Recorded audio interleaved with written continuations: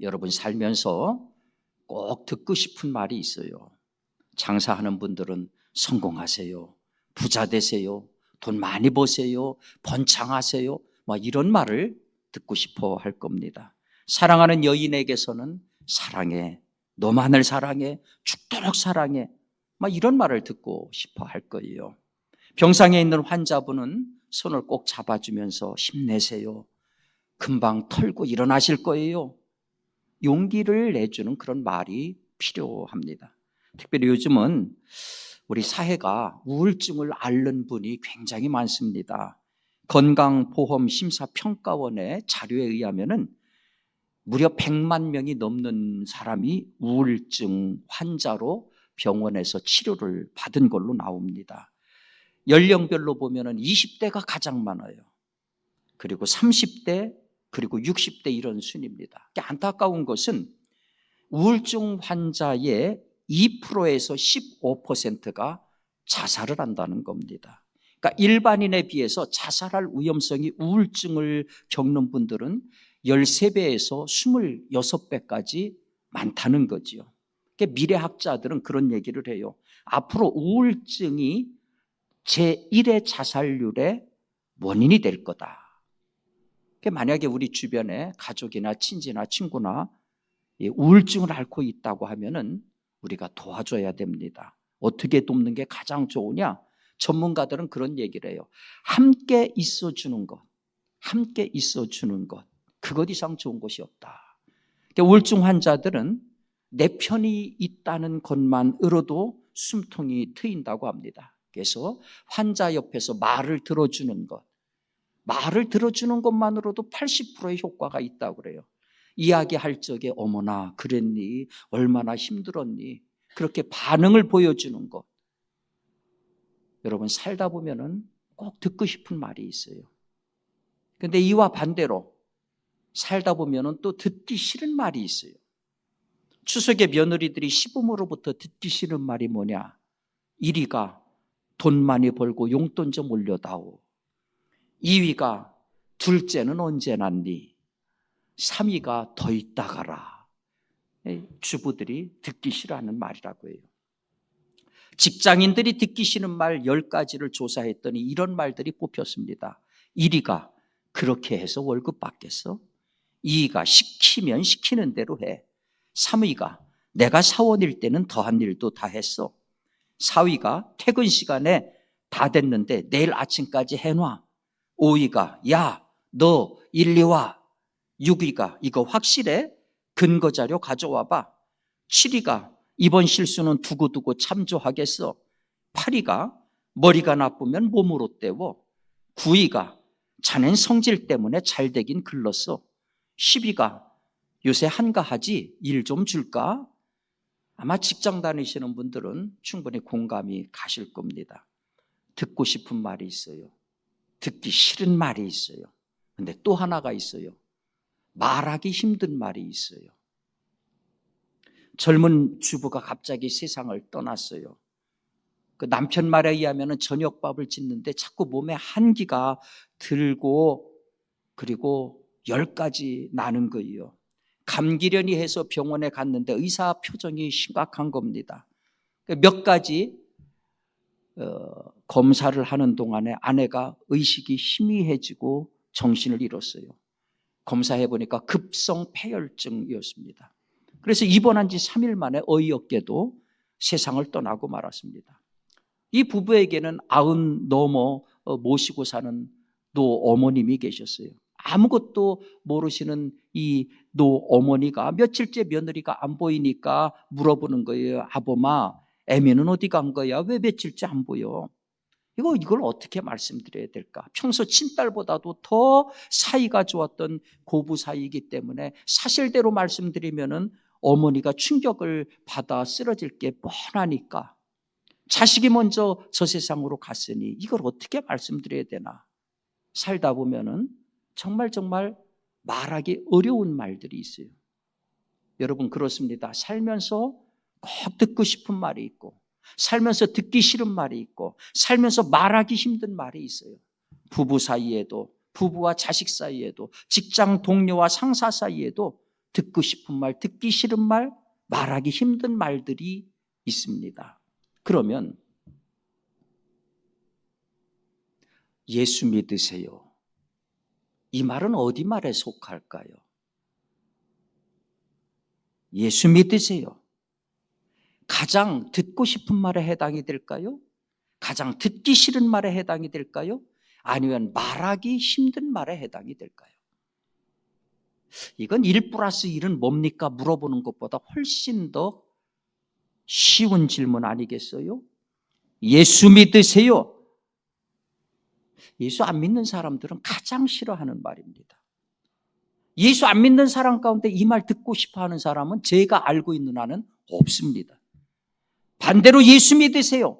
이 말은 우리 그리스도인들에게 말하기 힘든 말입니다. 모르긴 해도 평생 예수 믿으면서 단 한 번도 이 말을 입 밖에 내보지 않은 분들도 많을 거예요. 아니 솔직히 말하면은 우리 성도들 가운데 예수 믿으라는 말을 듣기 싫어하는 말로 생각하는 분들도 적지 않을 겁니다. 아니라고 생각하세요? 옛날에는 전철을 타면은 예수천당 불신지옥 외치고 다니는 분들이 참 많았어요. 그 복잡한 인파를 헤치고 다니면서 남이야 듣던 말든 그저 열심히 복음을 전파하는 겁니다. 주변의 사람들 반응을 보셨지요? 이게 얼마나 귀찮은지 몰라요. 물건 파는 분들이 시끄럽게 와가지고서 물건을 팔면은 대중에는 자기 돈을 내면서 물건을 사요. 그런데 돈 내라는 것도 아닌데 예수 믿으라고 이야기들 하면은 다들 죽상을 씁니다. 그러거나 말거나 예수천당 불신지옥을 외치는 분들은 아주 열심히 외치고 다녀요. 여러분들은 이런 분들을 보면서 어떤 생각이 드시던가요? 야, 참 대단하구나, 존경스럽구나, 나도 내일부터는 저렇게 용감하게 복음을 전해야지, 이런 생각하신다고요? 없지는 않겠지요. 그러나 1000명에 한두 명 될까요? 대부분은 얼굴이 뜨거워져요. 왜 나도 같은 그리스도인인데 얼굴이 뜨거워지고 마음이 불편해요. 꼭 저렇게 요란하게 예수를 믿어야 하나? 좀 조용히 예수 믿으면 안 되나? 이렇게 복잡한 전철 안에서는 에티켓이라는 것도 있는데 저러니까 기독교인들이 욕을 먹는 거지. 그런 마음을 가진 그리스도인들이 아마 대부분일 겁니다. 어떤 분은 예수천당 불신지옥을 외치면서 아예 협박하는 사람도 있어요. 앉아있는 승객한테 가가지고 발로 툭툭 치면서 당신 예수 믿어? 당신 오늘 밤 죽으면 어떻게 될지 알아? 그러면 갈 때는 준비돼 있어? 당사자가 얼마나 당혹스럽겠어요. 얼마나 불쾌하겠어요. 옆에서 그거를 듣기만 해도 사실 민망합니다. 어떤 경우는 야, 저 방법이 과연 옳은 방법일까? 1명을 얻기 위해서 1000명을 잃어버리는 방법은 아닐까? 그런 생각도 들어요. 그런데 여러분, 그렇다고 해서 근본적인 문제가 해결되는 것은 아니잖아요. 그들은 예수천당 불신지옥 그러면서 비판받는 방법으로라도 예수 믿으라고 외치고 다니는데, 그러면 그런 것들을 무안해하고 불편해하는 우리한테는 그런 대담함이 있는가? 복음을 전할 다른 의향은 있는 건가?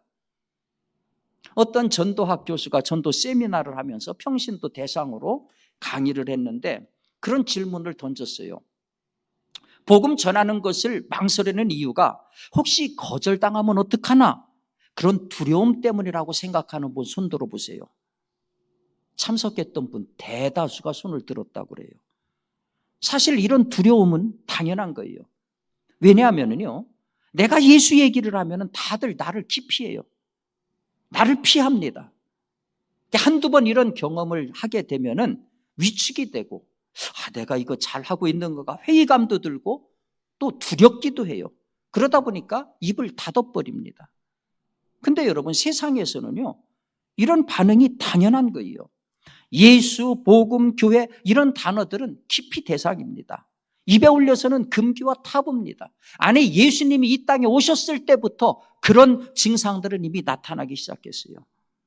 이상하지 않아요? 예수 믿으라니까 그게 복된 소식인데 갑자기 분위기는 냉랭해지고 이상한 눈으로 나를 쳐다봅니다. 근데 여러분, 이상하지 않아요. 당연한 겁니다. 반대로 그러면 그분들이 두 팔 벌리고 왜 이제 오셨어요? 제가 얼마나 당신을 기다렸다고요? 예수 믿으라는 말을 제가 얼마나 기다렸다고요?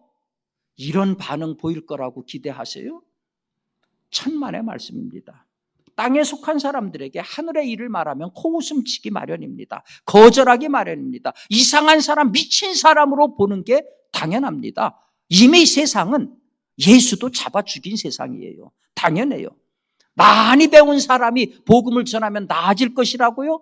여러분, 바울을 보세요. 바울 같은 지식인, 바울 같은 석학이 어디 있습니까? 산헤드린 회원이었습니다. 석학 가말리알의 제자였습니다. 율법에 능통한 랍비였습니다. 당대 최고의 지성인이었습니다. 그런데 그런 바울이 예루살렘 성전에서 유대인들에게 예수 전하다가 심하게 폭행을 당했습니다. 그리고 천부장에게 체포가 됐어요. 천부장의 허락을 받고 백성들 앞에서 복음에 대해서 설명을 하니까 유대인이 뭐라고 반응을 합니까? 이러한 놈은 세상에서 없이 하자, 살려둘 자가 아니다.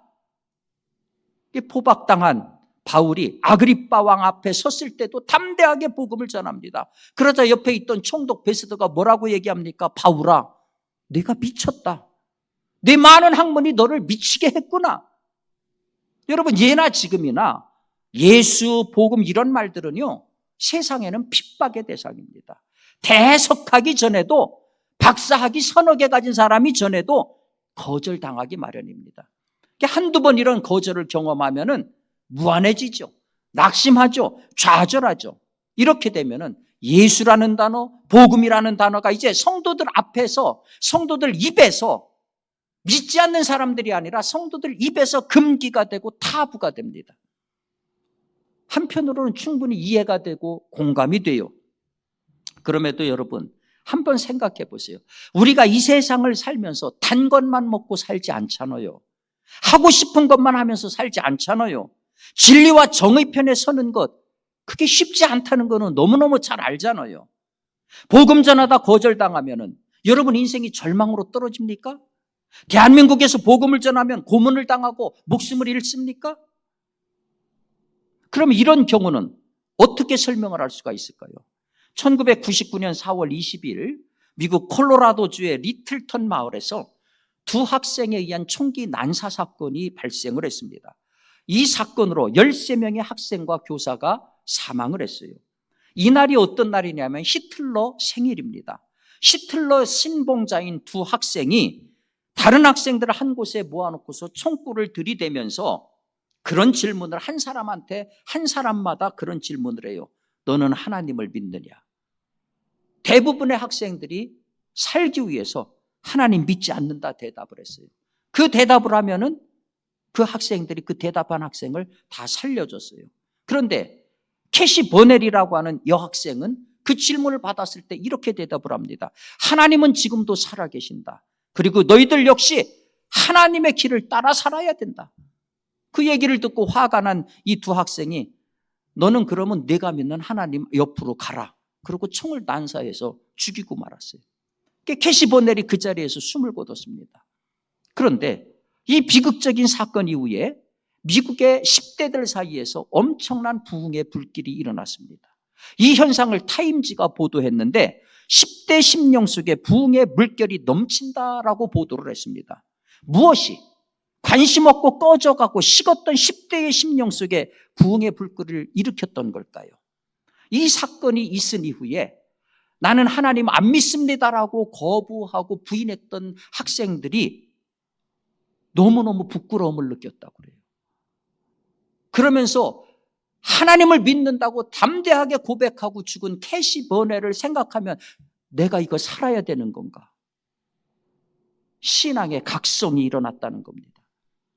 캐시 버넬의 담대한 신앙 고백의 장면이 입에서 입으로 전달되면서 잠자는 많은 젊은이들의 심령에 부흥의 불길이 지펴졌다는 거예요. 급기야 미국 전역에서 우리도 캐시 버넬을 따르자, 이 신앙운동이 일어났다는 거예요. 여러분, 이런 얘기를 들으면 어떤 생각이 드십니까? 오순절 마가 다락방에 성령이 임한 후에 제자들이 가장 먼저 한 일이 뭐냐? 예수가 우리 구주다. 예수 믿으시오. 그렇게 외쳤던 거예요.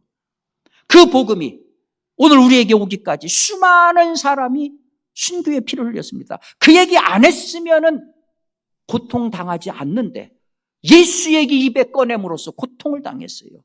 예수 제자들 대부분이 예수 믿으라고 얘기하다가 거룩한 순교자가 됐어요. 바울을 보세요. 목숨 걸고 아그리빠 왕과 벨리스 총독 앞에서 복음을 전하는 그 결연한 모습이 눈에 그려지지 않습니까? 총뿌리 앞에서 너도 예수 믿어야 돼. 캐시 보넬의 그 연약한 여학생의 목소리가 들리지 않습니까?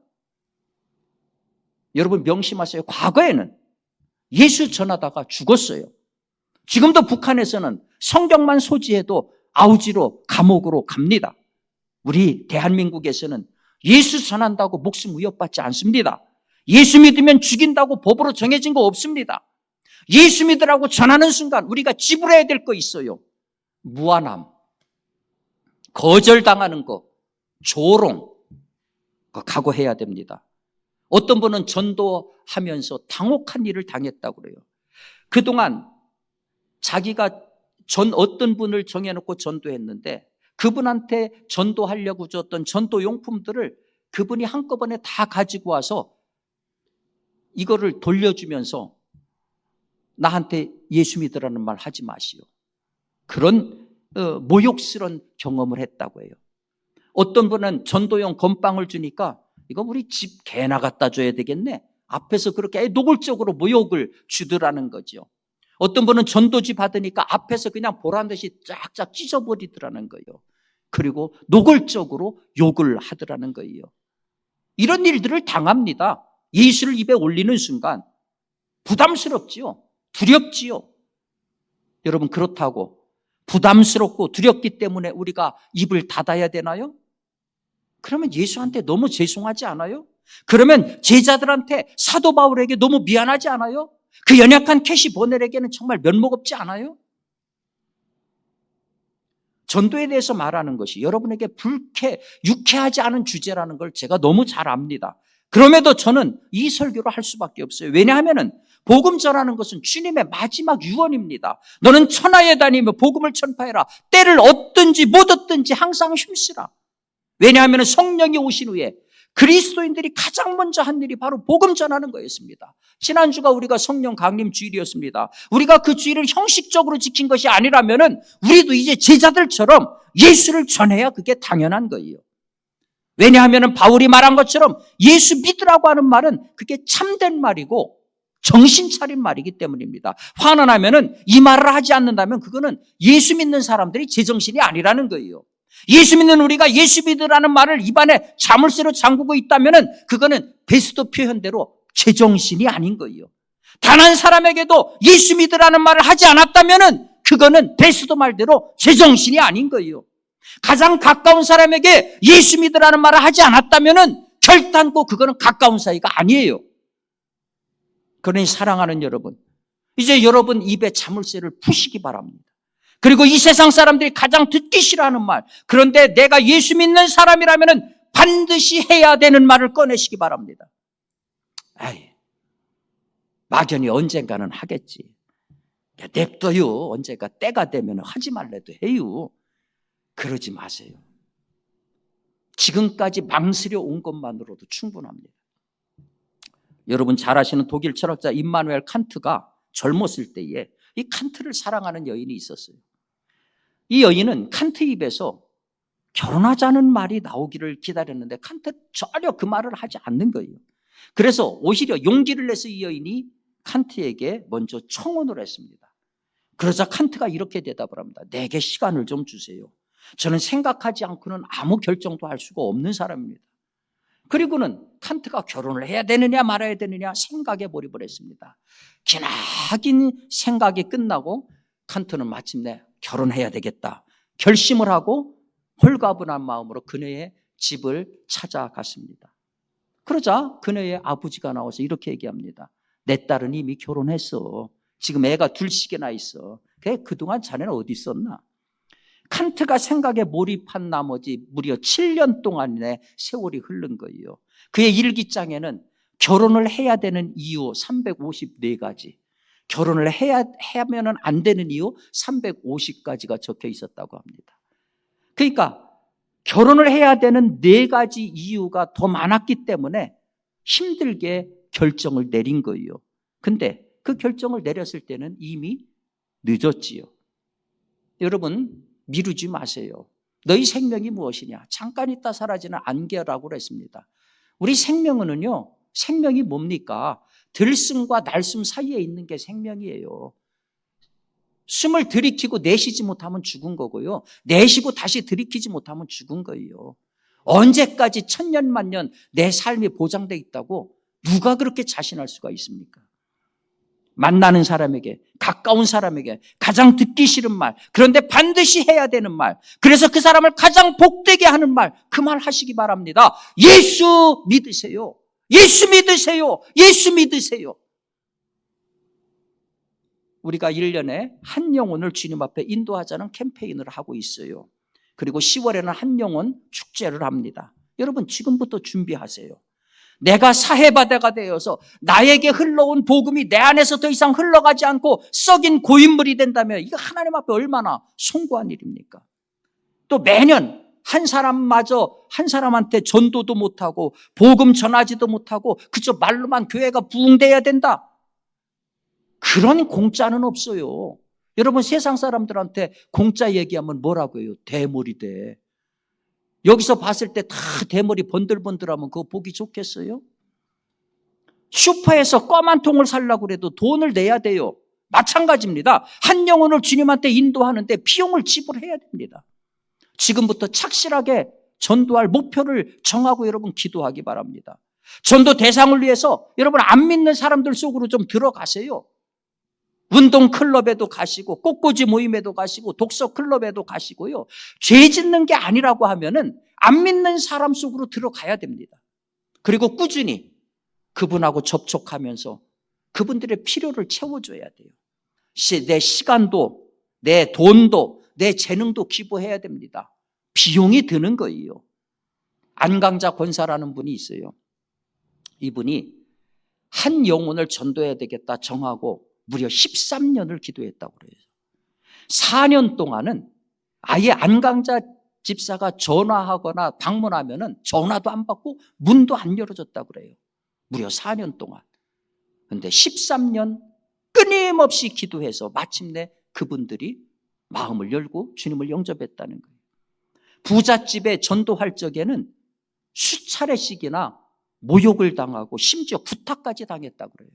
그런데도 끝까지 전도해서 그 부부가 주님을 영접했다고 합니다. 의사인 이병욱 장로님은 치료하기 전에 반드시 환자에게 먼저 기도를 하고 복음을 전한다고 그래요. 이종근 장로님이라는 분은 목표가 뭐냐? 매일 100명에게 예수 복음을 전한다. 벌써 그분이 3만 명에게 전도를 했다고 합니다. 어떻게 보면 신화 같은 얘기죠. 그 신화까지는 바라지 않는다 하더라도 적어도 단 한 생명이라도 우리가 복음을 이식시켜야 우리가 하나님 앞에 면이 서지 않겠어요? 우리가 움직이면 여러분 성령이 움직이시고 도와주십니다. 전도에는 실패가 없어요. 뿌리면은 하나님께서 반드시 그 씨앗이 열매 맺게 해주실 줄로 믿습니다. 전도하지 않는 것이 실패입니다. 도우시는 성령님을 믿고 여러분 인생의 가장 멋지고 소중한 일, 한 영혼에게 예수를 전함으로 하나님의 칭찬받는 복된 성도들 되시기를 주님의 이름으로 축복합니다.